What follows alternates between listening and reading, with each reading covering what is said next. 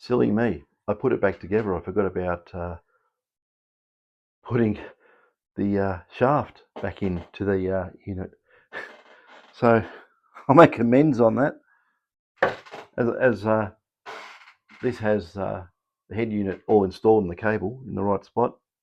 With this, the cutout there, you see the cutout that goes to the top.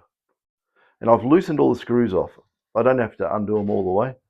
And I'm going to put this a bit closer.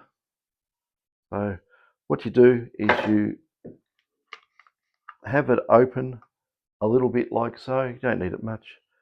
Get this, slide it in, and twist it a little bit. I've twisted it towards myself a tiny small bit, and then go back in. And what we do then, put a bit of pressure here, and when this slides in, hear that click?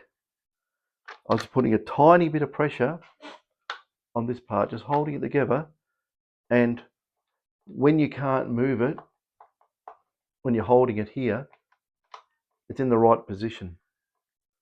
So this has got a little bit of rubber around here, so that'll clamp up on this, and you still don't need a lot of torque on the electric screwdriver, wherever I put it. In this room, it's probably sitting behind me. Yes, it is. Oh dear, awkward position. But with this, you know, again, just turn it around the right way, and you can see that it's snugged up there quite nicely. Just don't do the same on all the others.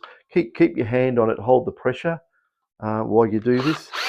You don't want it to sort of fall out of position, and if you screw it up and it does something and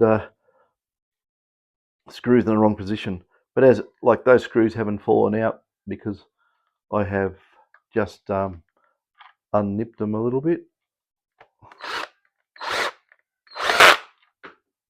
And as soon as I say that, one falls out. I told you, Murphy's Law.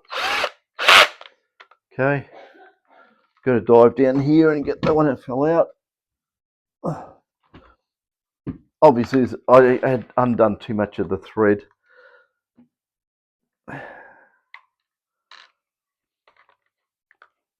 And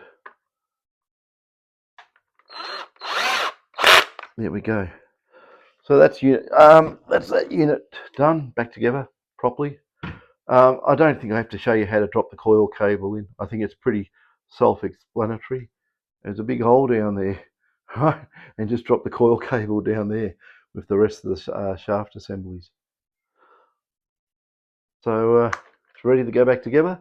Yeah, I was just getting ahead of myself, wanting to get out to do some testing just before, you know, possibly it might rain, it might not. Skies are very, very grey, and I just want to get out there, and hopefully that interference is still out there at Sparrow Ground, and we can see if we can, you know, if these detectors either knock that out or we can find the source of it, because to me, it sounds like something's being planted. It's just too overpowering, that noise. Crazy. Anyway, catch us.